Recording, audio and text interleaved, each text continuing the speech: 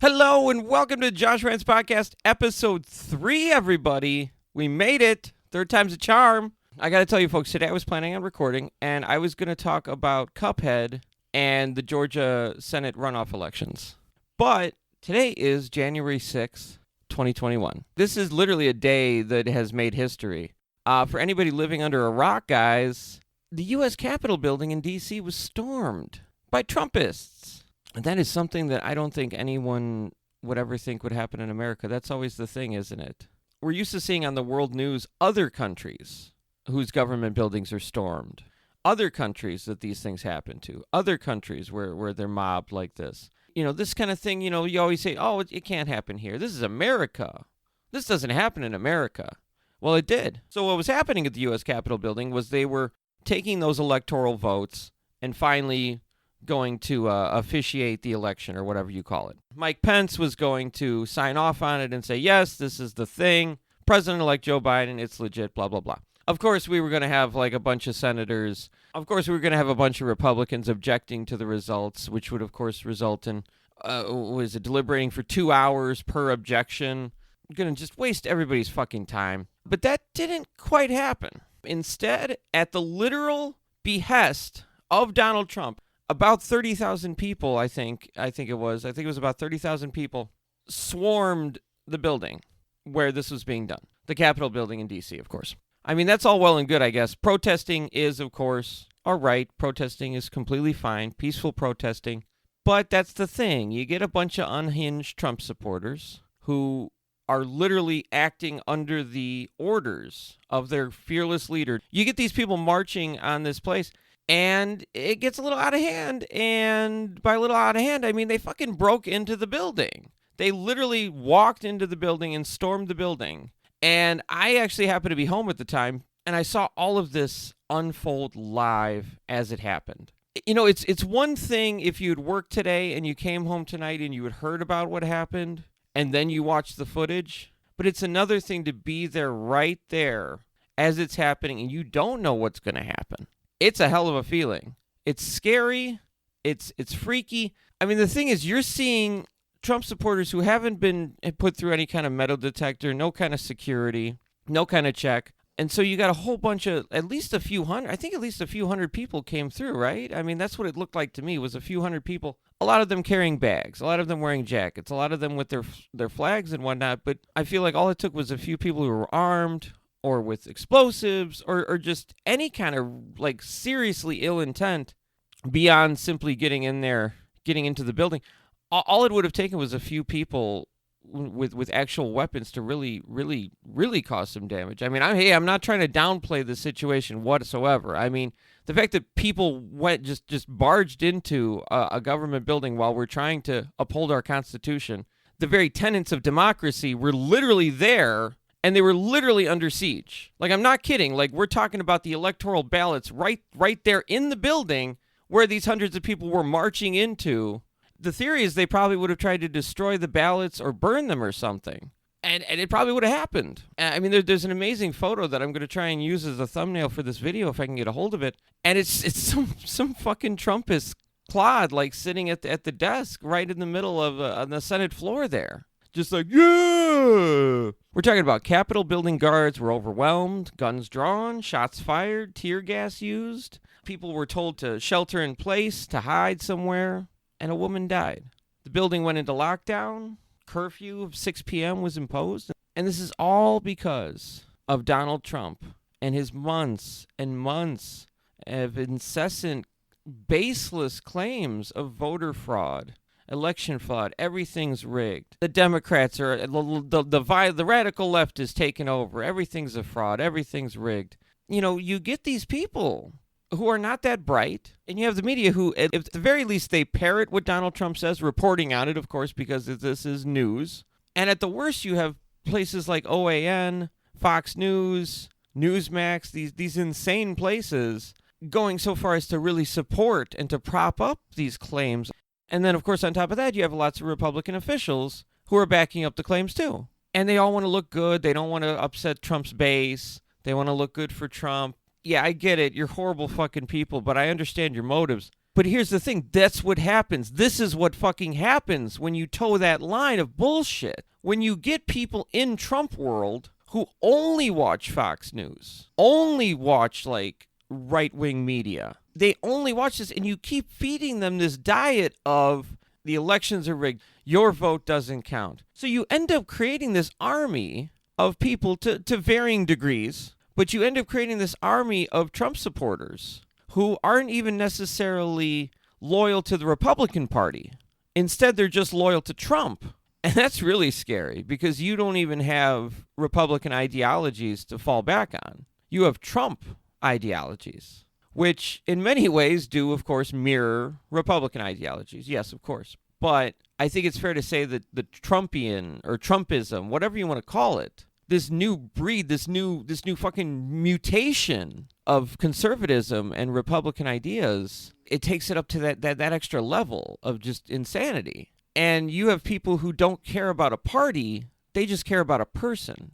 They're just there for Donald Trump. They're not there for Mitch McConnell and the Lindsey Grahams and the Ted Cruzes of the world. So when you do have people like Mitt Romney, who kind of do every now and then, they grow a spine just a little bit and they say, they push back a little bit or something, or they try and be the voice of reason, at least to a small degree. It doesn't matter because these people, they don't respect the Republican Party. They're there for Trump. And so Trump himself has this army of sycophantic nutcases who are willing to go to a federal... Think about this. You're there at a federal fucking building and you're barging into a session of Congress that's going on with politicians. The vice president in that building. And you get these people and you see them on the video and they're just strolling right in, marching right on through. Yeah, he eventually, after calling them very special people, he eventually told them to go home, basically saying, "Oh, I love you guys. Just go home. You rascals, you storming that government building. Oh, oops, a woman was killed. Oh, gee." He finally, makes some like really, really half-hearted tweet that he might not have even written himself, telling people to be peaceful. Like when Donald Trump Jr. and Kellyanne Conway are tweeting out more direct, more specific, more decisive, urging people to stop this madness. When they're doing it better than the commander-in-chief, the leader, the ringmaster of this circus of insanity, when they're doing it better, something's really wrong. And that really tells you a lot about Donald Trump's character.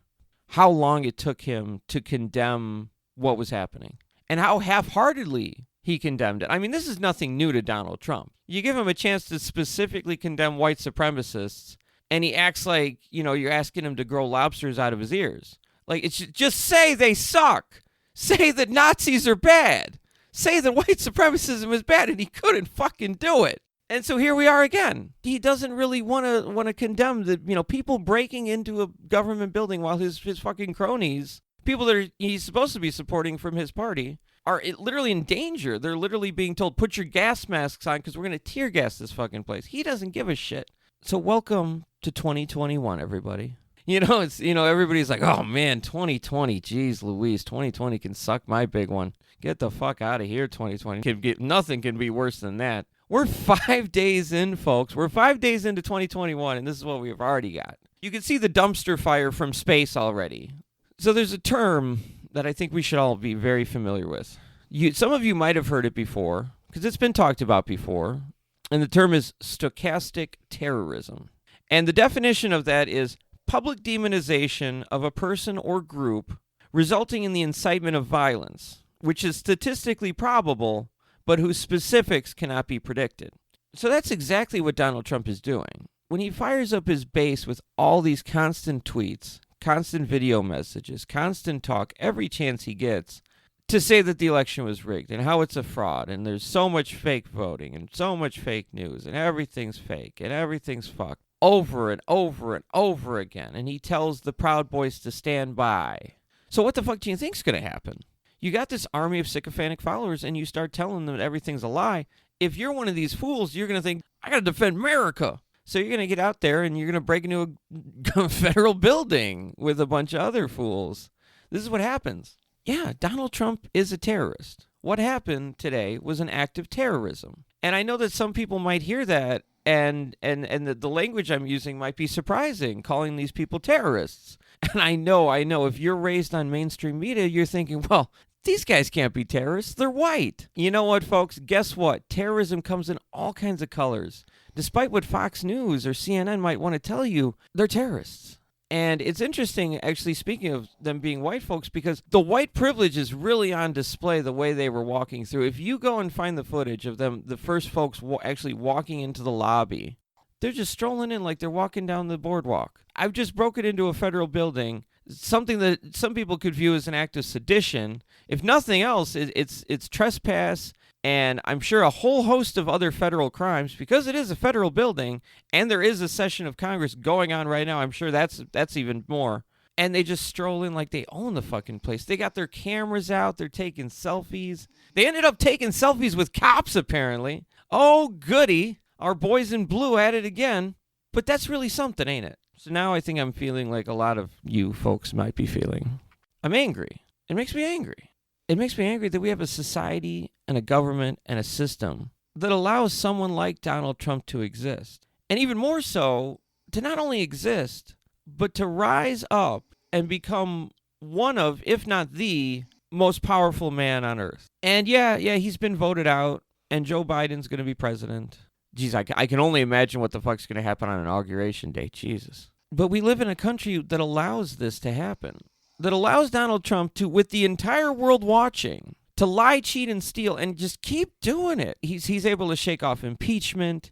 He's able to shake off lawsuits, fraud, the emoluments clause, the 25th Amendment. Nothing sticks. Somebody called him Teflon Don. That's damn right. And now he's got a gang of thugs that he can order around at his behest. So now I'm going to ask you to imagine, if you will, a world where Donald Trump was competent.